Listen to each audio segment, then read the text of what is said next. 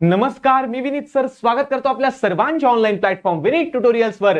तर बघा रे बाळांनो, आजच्या लेक्चर मध्ये आपण स्टार्ट करणार आहोत डिटर्मिनंट. हा आपला दुसरा पार्ट. ठीक आहे ना. चला बघा, आता हे डिटर्मिनंट कशासाठी लागतं, किती मार्कांना येतं, किती किती क्वेश्चन पडतात, हे सर्व आजच्या लेक्चर मध्ये आपण डिस्कस करणार आहोत. आणि यासोबतच याची सुरुवात सुद्धा आपण करणार आहोत. बघा, जर तुम्ही आता डिप्लोमाला ऍडमिशन वगैरे घेतलं असेल तर ह्या डिप्लोमाला हा जो तुमचा 6 मार्काला डिटर्मिनंट विचारला तर येते का लक्षात तुम्हाला. याच्यावर तुमचे दोन क्वेश्चन येतात. एक क्वेश्चन येतो 2 मार्काला आणि दुसरा क्वेश्चन येतो आपला 4 मार्काला.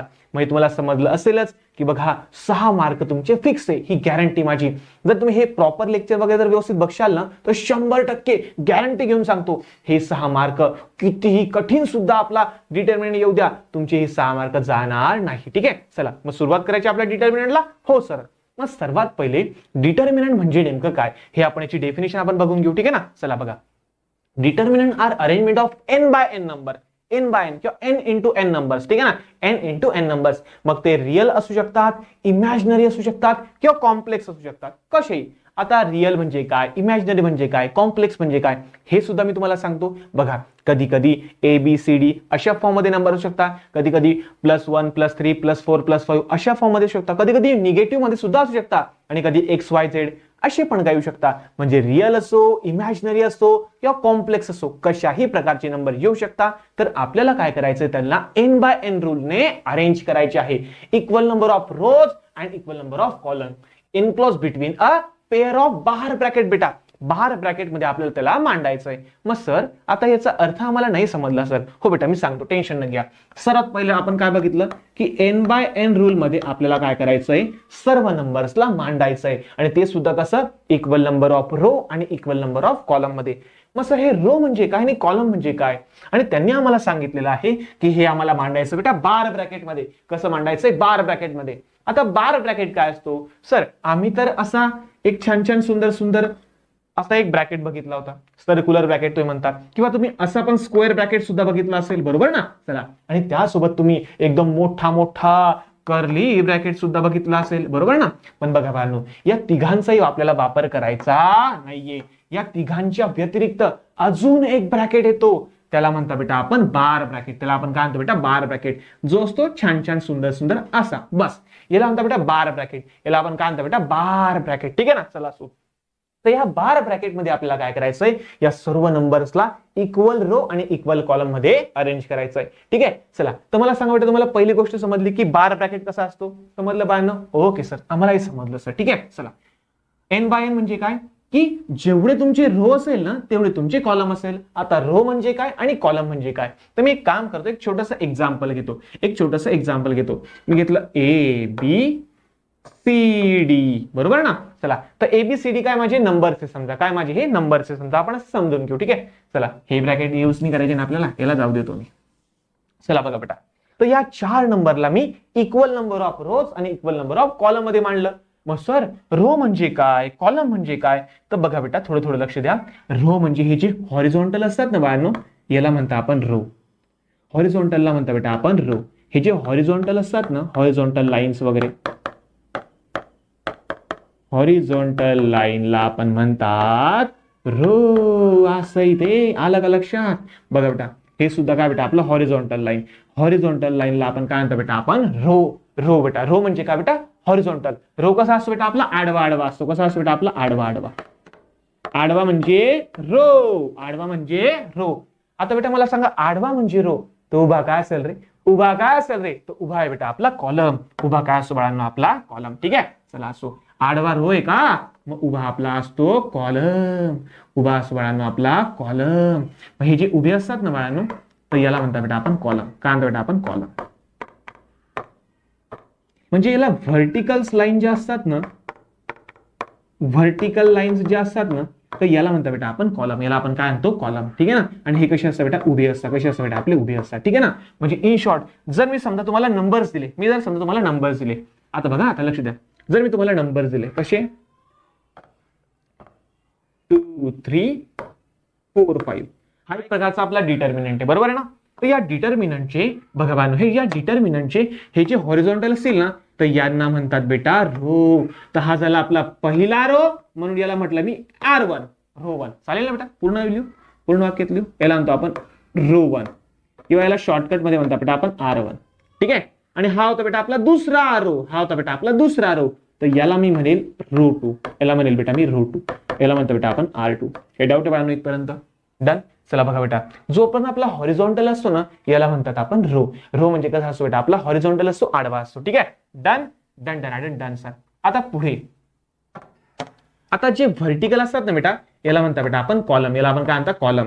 तर हा जो पहिला कॉलम आहे ना हा बेटा हा पहिला कॉलम आहे का, तर याला म्हणेल मी बेटा कॉलम 1 आणि याला म्हणेल बेटा मी कॉलम 2. ठीक आहे ना. चला असो. आता याला शॉर्टकट लिहिता C1 आणि C2. आलं बेटा लक्षात तुम्हाला?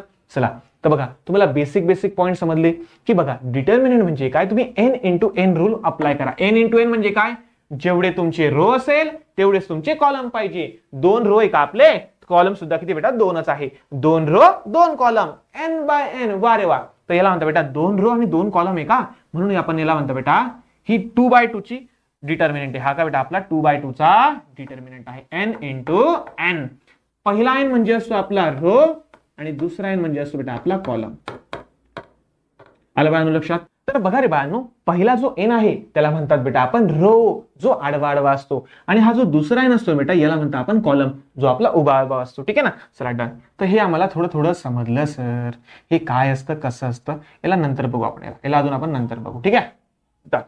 आता पुढे लक्ष द्या बेटा, आता पुढे लक्ष द्या 2 मिनिटं. हा आपण बघितलं की डिटर्मिनंट काय बेटा एक अरेंजमेंट आहे n बाय n नंबरची, ज्यामध्ये नंबर रिअल असू शकतात, इमॅजिनरी असू शकतात, म्हणजे x y z काही पण असू शकतं. ठीक आहे ना. चला असो. आणि हे पेअर ऑफ बार ब्रॅकेटमध्ये 2 उभ्या दांड्यांमध्ये हा आपला डिटर्मिनंट लपून बसलेला असतो. ठीक आहे. चला असो. हे तर आम्हाला समजलं सर. दुसरी गोष्ट, they are designated by letter D or by symbol delta. म्हणजे बघा बाळांनो या डिटर्मिनंटला कशाने रिप्रेझेंट केला तर, कशाने डिझिग्नेट केला तर कॅपिटल डी. म्हणजे याला आपण असं म्हणतो डी फॉर डिटर्मिनंट. ठीक आहे ना. चला असो. किंवा याला आपण डेल्टा सुद्धा म्हणतो. म्हणजे याला आपण असं पण डिनोट करू शकतो, डेल्टा इज इक्वल टू असं, डेल्टा इज इक्वल टू तसं. ठीक आहे ना. आलं बाळांनो लक्षात?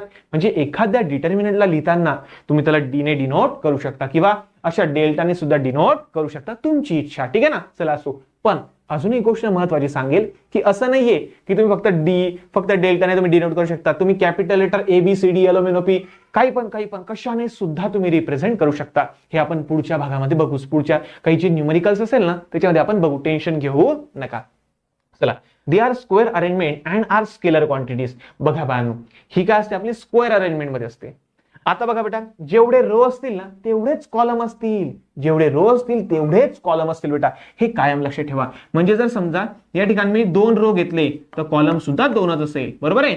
जर मी समजा 3 रो घेतले तर कॉलम सुद्धा किती असेल बेटा 3च असेल. म्हणजे 2/2 आणि 3/3 या 2 प्रकारचे आपल्याला डिटर्मिनंट शिकायचे. बस एवढंच तुम्हाला परीक्षेत विचारला तर 2 मार्काला 2/2 येतं आणि 3 मार्काला 3/3 येतं.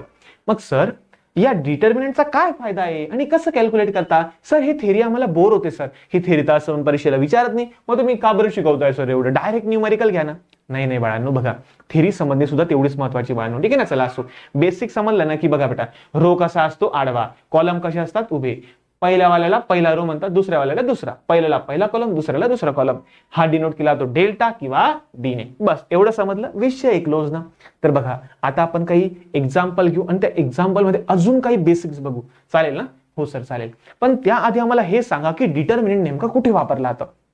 तर बघा डिटर्मिनंट वापरला तर बेटा जे पण काय तुमचे सायमल्टेनियस सोल्युशन असतं ना याला सॉल्व्ह करण्यासाठी बाय युजिंग क्रॅमर्स रूल. म्हणजे क्रॅमर्स रूल काय असतो, सारूज रूल काय असतो हे सुद्धा आपण बघणार आहे. आणि एक गोष्ट लक्षात ठेवा बेटा, हे जे 2/2 चे जे मॅट्रिक्स असतात ना 2/2 2 रो 2 कॉलम, या 2/2 च्या मॅट्रिक्सला सॉल्व्ह करण्यासाठी ज्या मेथड वापरल्या जाते त्याला म्हणतात बेटा सारूज रूल. काय म्हणतात बेटा? सारूज रूल. 2/2 च्या मॅट्रिक्स साठी त्याला म्हणतात बेटा आपण सारूज रूल. असं काही एवढं विशेष नाहीये पण लक्षात असू द्या. ठीक आहे ना. मग याची गरज कुठे पडते तर सायमल्टेनियस इक्वेशन सॉल्व्ह करण्यासाठी. दुसरी गोष्ट, एखादं मॅट्रिक्स हे इन्व्हर्स आहे किंवा नाही हे ओळखण्यासाठी. एखादं मॅट्रिक्स सिंग्युलर आहे की नॉन सिंग्युलर आहे हे पण ओळखण्यासाठी. म्हणजे अशा भरपूर गोष्टींसाठी डिटर्मिनंटचा वापर केला जातो. मग सर एवढं कठीण आहे काय? नाही बेटा, एवढं कठीण नाहीये, टेन्शन घेऊ नका, एकदम साध्या आणि सोप्या भाषेमध्ये बघू. फक्त माझं हे लेक्चर आहे ना, हे प्रॉपर आणि पूर्ण बघा बस, बाकी तुम्हाला प्रॉपर सर्व काही समजून जाईल. ठीक आहे, चला असो. तर आता आपण थोडंसं पुढे जाऊया आणि काही वेगळ्या गोष्टींचं डिस्कशन करूया. आता या डिटर्मिनंटला सॉल्व्ह कसं करता सर? हे बेसिक वगैरे झालं आमचं, पण आता याला सॉल्व्ह कसं करतात? तर सर्वात पहिली गोष्ट, मी एक छोटंसं एक्झाम्पल लिहितो. ठीक आहे ना. तर यामध्ये आपण सर्व काही बघून घेऊ. मी समजा घेतलं या ठिकाणी 2 3 4 5. ठीक आहे ना. चला असो. आता याचा आपण सर्व बेसिक सर्व फंड बघू. तर मला सांगा बेटा, हा जो पहिला वाला जो सुंदर सुंदर बिंदू आहे याला आपण काय म्हणता? R1. याला म्हणतो आपण R1. बहुला काय म्हणता? याला म्हणतो बेटा आपण R2.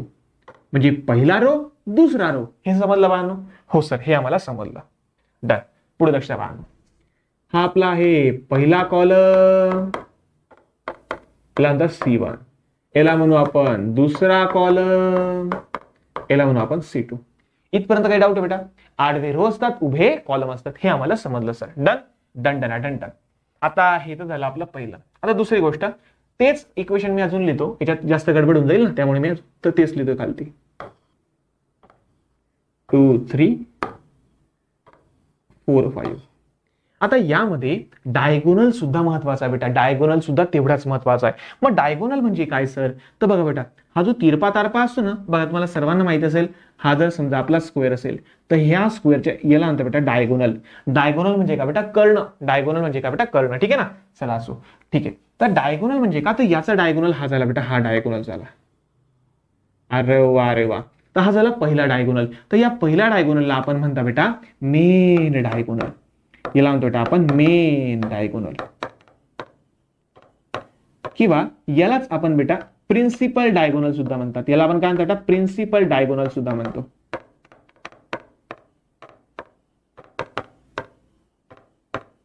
याला आपण प्रिन्सिपल डायगोनल सुद्धा म्हणतो. आणि हा जो दुसरा आहे ना बेटा, हा जो दुसरा आहे ना, बघा हा जो दुसरा दिसतो ना बेटा, हा, अरे देवा देवा, हा जो दुसरा आहे ना बेटा, तर याला म्हणतो बेटा आपण सेकंडरी डायगोनल. काय म्हणतो बेटा? याला आपण सेकंडरी डायगोनल. सेकंडरी डायगोनल, किंवा याला दुसरं नाव आहे बेटा, याला अँटी डायगोनल सुद्धा म्हणतात. याला म्हणतो बेटा अँटी डायगोनल सुद्धा म्हणतात. हे लक्षात ठेवावं लागेल बेटा, तुम्हाला हे लक्षात ठेवावं लागेल. आलं पाहिजे लक्षात तुम्हाला? बघा की जे पण काही आपलं मॅट्रिक्स, जे पण काही आपलं डिटर्मिनंट असेल ना बेटा, या डिटर्मिनंट मध्ये हा जो असतो ना आपला पहिला वाला, याला म्हणता आपण मेन डायगोनल, आणि जो इकडचा जो असतो ना बेटा, त्याला म्हणता बेटा आपण सेकंडरी डायगोनल, किंवा त्याला आपण म्हणतो बेटा अँटी डायगोनल. मग सर हे तर माहिती ना सर, हे तर आम्हाला माहिती ना सर. आणि याला आपण डिनोट केलं, समजा आपण डी ने करा, ए ने करा, बी ने करा, कशा नाही करा बेटा, सध्या मी डी नेच करतो याला. तर याला आता आपल्याला सॉल्व्ह करायचंय, मग सॉल्व्ह कसं करायचं, याला सॉल्व्ह कसं करायचं? तर सॉल्व्ह करण्यासाठी एक छान छान सुंदर सुंदर फॉर्म्युला आहे. फॉर्म्युला वापरायची त्याची काही गरज नाही, पण नक्की लक्षात ठेवा. ठीक आहे ना. चला असो. तर बघा फॉर्म्युला कसा माहिती का? Formula to solve determinant.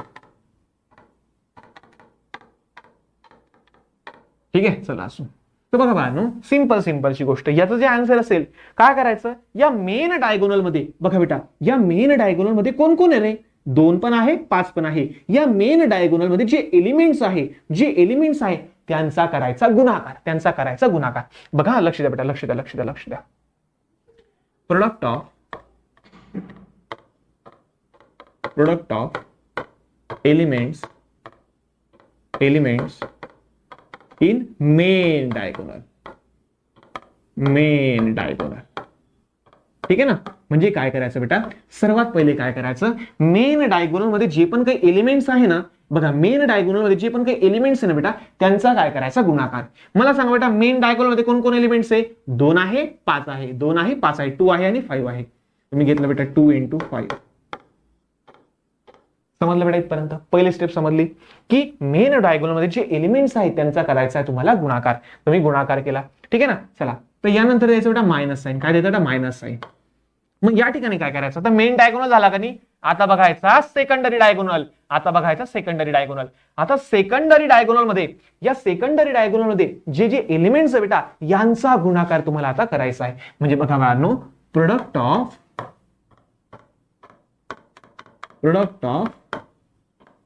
Elements in secondary diagonal.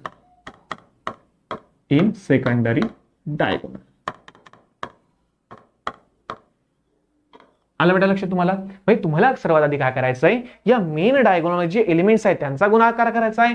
त्यानंतर एक मायनस साइन द्यायचं एकदम सुंदर सुंदर. आणि त्यानंतर तुम्हाला काय करायचंय, हा जो सेकंडरी डायगोनल आहे ना, या सेकंडरी डायगोनल मध्ये जे एलिमेंट्स आहेत त्यांचा गुणाकार करायचा आहे. बोला बेटा सेकंडरी मध्ये कोण कोण आहे, 4 आणि 3. 4 आणि 3. तर या ठिकाणी लिहितो बेटा मी 4 × 3. ठीक आहे, डन. चला असो, चला 2 × 5 किती होतो बेटा आपला 10. मायनस साइन जस्ट तसं. 4 × 3, 4 3 चा 12. 4 3 चा 12.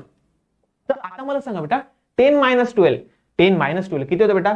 बघा तुम्हाला सर्वांना माहिती असेल, बघा जर समजा 1 + 1 मायनस असेल तर मोठ्यातून छोटं वजा करून टाकायचं आणि साइन कोणाचं द्यायचं, मोठ्या संख्येचं साइन द्यायचं बेटा, मोठ्या संख्येचं. तर याचा आन्सर आला बेटा 10 - 12 म्हणजे -2 होता बेटा. हे झालं बेटा याचा आन्सर. हे झालं बेटा याचा आन्सर. आय होप सो तुम्हाला समजलं असेल. तर बघा बेटा हे तर झालं फॉर्म्युला. दरवेळेस फॉर्म्युला टाकायची गरज नाहीये. हे फॉर्म्युला फक्त काय की कसं येतं हे तुम्हाला माहिती असायला पाहिजे, बस. बाकी दुसरं काहीच नाही बेटा, ठीक आहे ना. आणि यालाच म्हणतो बेटा सारूज रूल. काय म्हणतो बेटा आपला आपण सारूज रूल. म्हणजे आपण हे जे सॉल्व्ह केलं ना बाळांनो, हे 2/2 चं डिटर्मिनंट, ते सॉल्व्ह करण्याला म्हणतो बेटा सारूज रूलने आपण हे सॉल्व्ह केलेलं आहे. हे रूल वगैरे जाऊ द्या, आता आपण प्रॅक्टिस करून घेऊ छान छान सुंदर सुंदर तुमच्या अजून साऱ्या 2/2 ऑर्डरच्या डिटर्मिनंटची. ठीक आहे ना. चालू करायचं मग. समजलं बाळांनो काय करायचं, मेन डायगोनल जो आहे ना आपला, याच्या एलिमेंटचा गुणाकार मायनस जो सेकंडरी डायगोनल आहे त्याच्या एलिमेंटचा गुणाकार करायचं सुरुवात. चलो आता मजा येईल. आता आपण एक्झाम्पल सॉल्व्ह करू. ठीक आहे ना. चला बघा बेटा, तर आपण पहिलं घेऊ. आपण समजा घेतला d = आपल्याला दिलेला आहे 1 2 3 4. चला हे आपण सॉल्व्ह करू. चालेल ना? हो सर, सॉल्व्ह करा सर, पटकन करा सर. चला रे, बोला रे बोला रे बोला रे. आता काय करायचं बेटा, याच्यातला मेन डायगोनल कोण आहे बेटा, बोला बोला बोला. याच्यातला मेन डायगोनल आहे 1 आणि हो.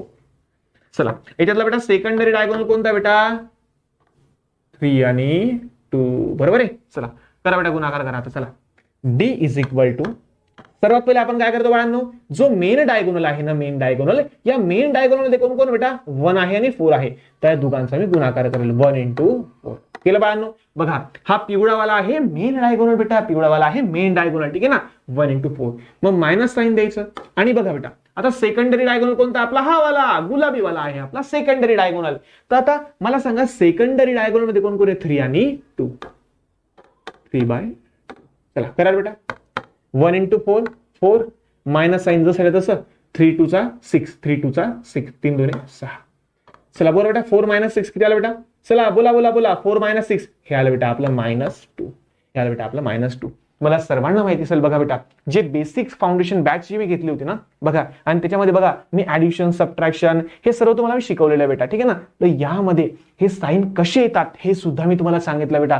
हे बेसिक आयडिया होती, ही जी बेसिक मॅथ्स होतं ना बेटा, हे तुमचं पक्का झालं पाहिजे. आता हे क्लिअर झालं ना, आता तुम्हाला काही प्रॉब्लेम येणार नाही. ठीक आहे. पुन्हा एकदा सांगतो, जर याचं साइन असेल प्लस, याच्या पुढे कोणतं साइन नाहीये, याचा अर्थ याच्या पुढे आहे बेटा प्लस साइन. तर प्लस मायनस कधीही मायनस होतं, म्हणून 6 मधून 4 गेला 2. पण साइन लागतं बेटा मोठ्या संख्येचं. 4 मोठा आहे का 6 मोठा आहे, 6 मोठा आहे, तर 6चं साइन मायनस येतं. या ठिकाणी लागलं बेटा मायनस साइन. तर आपला डिटर्मिनंट व्हॅल्यू आली बेटा आपली -2. तर हे झालं बेटा आपलं आन्सर. हे झालं बेटा आपलं आन्सर. चला अजून दुसरं घेऊ, छान छान घेऊ, मस्त मस्त घेऊ. 2 नंबरचं बघा.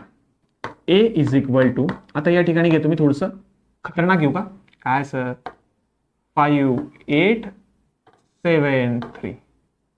डन. चला तर बघा बेटा आता सिंपलची गोष्ट मला सांगा, हा झाला बेटा आपला मेन डायगोनल. हा झाला बेटा आपला मेन डायगोनल. ठीक आहे ना. आणि गुलाबीवाला झाला बेटा आपला, हा झाला आपला अँटी डायगोनल किंवा याला सेकंडरी डायगोनल सुद्धा म्हणतात. ठीक आहे ना. आणि बघा बाळांनो तुम्हाला सर्वांना लक्षात आलं असेल की आपल्याला काय करायचंय आता, मेन डायगोनलच्या एलिमेंटचा गुणाकार. चला बोला रे बोला बोला बोला बोला बोला. मेन डायगोनल मध्ये कोण कोण बेटा, 5 आणि 3. 5 आणि 3. 5 × 3 मायनस साइन जसं तसं. आता मला सांगा बेटा सेकंडरी डायगोनल मध्ये कोण कोण बेटा, 7 आणि 8. 7 × 8. चला हा 5 3 चा किती आला बेटा 5 3 चा 50 मायनस 7 8 चा 7 8 56 बेटा 56. चला 15 मधून 56 वजा करा बेटा, जमेल का रे? चला जमेल सर. 6 5 गेला 1, 5 1 गेला 4, 41 आला बेटा. आणि बघा बेटा मोठी संख्या कोणती आहे 56 मोठी बेटा, तर साईन लागेल आपल्या मोठ्या संख्येचं, साईन लागेल बेटा आपल्या मोठ्या संख्येचं. ठीक आहे डन. चला ठीक आहे ना. मग तर अजून एक एक्झाम्पल घेऊ आपण, खूप घेऊ बेटा एक्झाम्पल आपण खूप घेऊ, म्हणजे कसं तुमचं बेसिक एकदाच क्लिअर झालं की डोक्याला ताण नाही येणार. ठीक आहे ना. या ठिकाणी घेतो मी b इज इक्वल टू 8 2 1 6. चालेल ना? हो सर चालेल सर, तुम्ही काही पण घ्या सर. आता याच्या पुढे आपण मायनस साईन वाले चालतो बरोबर बेटा. चला ठीक आहे बेटा. हा झाला तुमचा मेन डायगोनल, हा झाला बेटा तुमचा मेन डायगोनल, बरोबर ना? हा झाला बेटा तुमचा मेन डायगोनल. आणि बघा आपण दरवेळेस गुलाबी काढतो ना, बघा तर हा झाला बेटा तुमचा सेकंडरी डायगोनल, हा झाला बेटा तुमचा सेकंडरी डायगोनल. आणि बघा आता तुम्हाला समजलं असेल, आता घडी घडी असं चिंग काढण्याची गरज नाही, घडी घडी असं डायगोनल डिगोनल दाखवायची गरज नाही बेटा. ठीक आहे. एकदा तर तुम्हाला समजलं की नाही सर आता आम्हाला समजतंय की या दोघांचा गुणाकार मायनस या दोघांचा गुणाकार, तसं आपण आता पुढे करणारच बेटा. ठीक आहे. चला सो म्हणजे बी इज इक्वल टू हे झालं बेटा आपलं.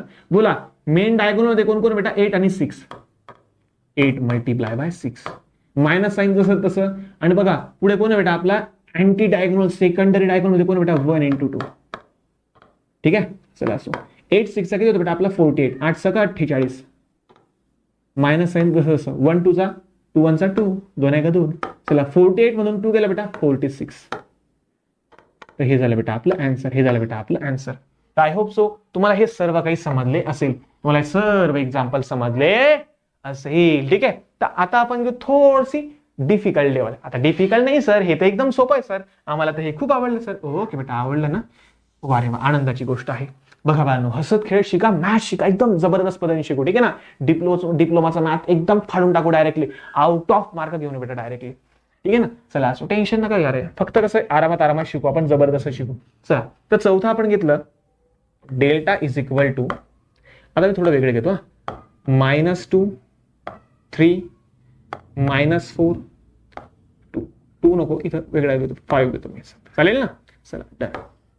हे झालं आपलं. का सर तुम्ही तर मायनस घेऊन आले? हो बेटा मी तुम्हाला बोललो होतो ना, हे इमॅजिनरी सुद्धा असू शकता, रिअल सुद्धा असू शकता किंवा कॉम्प्लेक्स, अजून ते XY Z घ्यायचं, बाकी एक्स स्क्वेअर बी घेईन मी, एक्स क्यूब बी घेईन, सर्व घेऊन बेटा. सर्व तुमच्या बुक्स मधले सर्व इम्पॉर्टंट जे पण काही न्यूमरिकल्स आहेत ते पण घेणार आहे, आणि त्यासोबतच जे प्रिव्हियस इयर क्वेश्चन पेपरला आलेले आहे बेटा, मागच्या वर्षी जे विचारले गेलेले हे सर्व न्यूमरिकल्स मी घेणार आहे. ठीक आहे ना.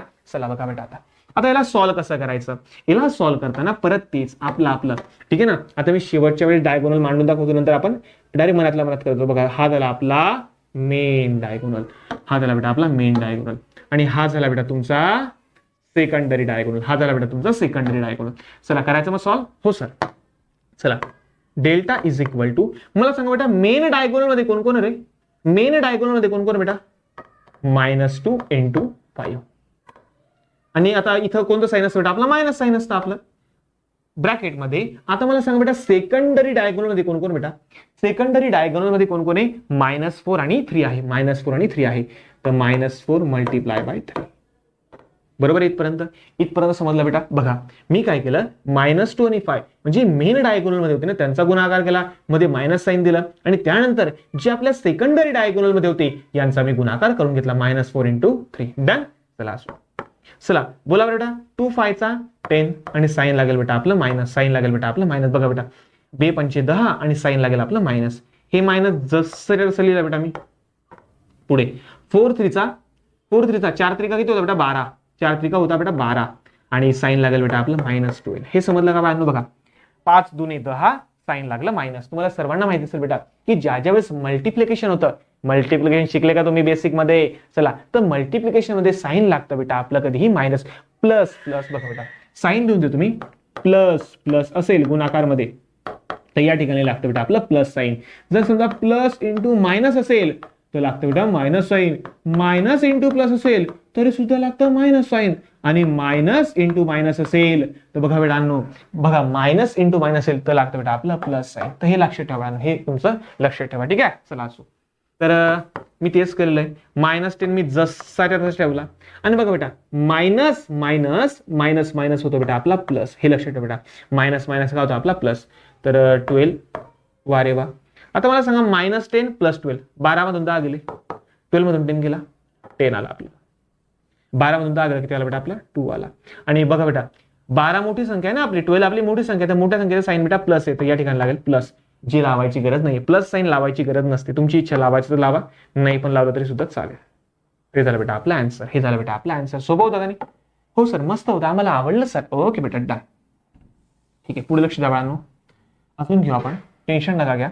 छान छान, पण हे फक्त आपल्या अजून बेसिक बेसिक चालू आहे. ऍडव्हान्स वाले अजून खतरनाक घेईल मी. ठीक आहे ना. चला असो, असो एक्झाम्पल बघा आपला. ठीक आहे ना. चला मी घेतो या ठिकाणी a इज इक्वल टू 3 - 2 4 इकडे इकडे मायनस घेतो वाटलं सर, -1 ते घेतो आपलं 4. चालेल ना? हो सर चालेल सर, तुम्ही काही पण घ्या, आम्हाला सर्व चालतं सर. ओके बेटा डन. चला तर आता बघा बेटा लक्ष द्या, परत तेच मेन डायगोनल कोणता बेटा आपला, हा झाला आपला मेन डायगोनल. ठीक आहे ना. आणि हा झाला बेटा आपला अँटी डायगोनल. आता तुम्हाला लक्षात आलेलं आहे, तुम्हाला आता लक्षात आलेलं आहे असं मी अज्युम करतो बेटा. ठीक आहे ना. चला असं लक्षात बघा बाळांनो. आता a इज इक्वल टू, बघा बेटा मेन डायगोनल मध्ये कोण कोण बेटा, मेन डायगोनल मध्ये कोण आहे 3 आणि 4. मग मी लिहितो 3 × बघा बेटा मेन डायगोनल मध्ये कोण बेटा आपला 3 आणि 4 आहे, मग मी लिहिलं बेटा 3 × 4. मध्ये कोणता साइन असतो बेटा आपला मायनस साइन असतो या ठिकाणी. बोला इकडे कोण बेटा -1 आणि -2, -1 -2, -1 × -2 असं येईल ते आपलं. चला डन. पुढे 3 4 चा किती होतो बेटा, 3 चौका 12, मी असं 12 लिहून घेतले. मायनस साइन मी जसं तसं दिलं बेटा, इथं ब्रॅकेट टाकून दिला. बोला बेटा -2 × -1, बघा बेटा -2 × -1 तुम्हाला सांगितलं होतं.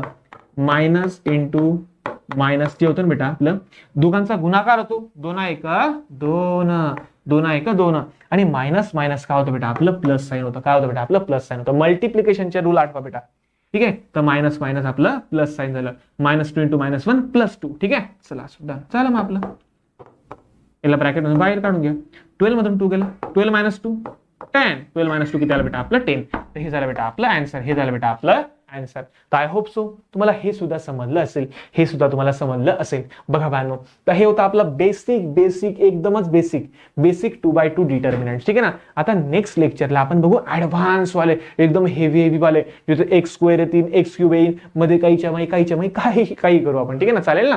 बघा आजचं हे बेसिक लेक्चर होतं. हे जर तुम्हाला आवडलं असेल तर फक्त व्हिडिओला लाईक करून द्या. आणि जर तुम्ही हे लेक्चर युट्यूबला बघत असाल तर आताच इन्स्टॉल करा विनीत ट्युटोरियल्स ऍप्लिकेशन, आणि त्यामध्ये तुम्ही M1 चा कोर्स वगैरे आरामात परचेस करून घरी बसूनच आरामात तुम्ही M1 आउट ऑफ मार्क मिळवू शकता. ही माझी गॅरंटी बाळांनो. ठीक आहे ना. आणि बघा भरपूर सारे डेमो लेक्चर मी ऍप्लिकेशन मध्ये दिलेले आहे M1 चे वगैरे. ठीक आहे ना. तुम्ही त्या ठिकाणी जा, बघा, आवडलं ना माझं शिकवणं तरच तुम्ही पुढे कोर्स परचेस करा. ठीक आहे ना. आणि भरपूर सारे मी डेमो लेक्चर ठेवलेले, सर्व डेमो लेक्चर तुम्ही प्रॉपर बघून घ्या, आवडले तरच परचेस करा. तर भेटूया पुढच्या नवीन लेक्चर मध्ये. तोपर्यंत धन्यवाद.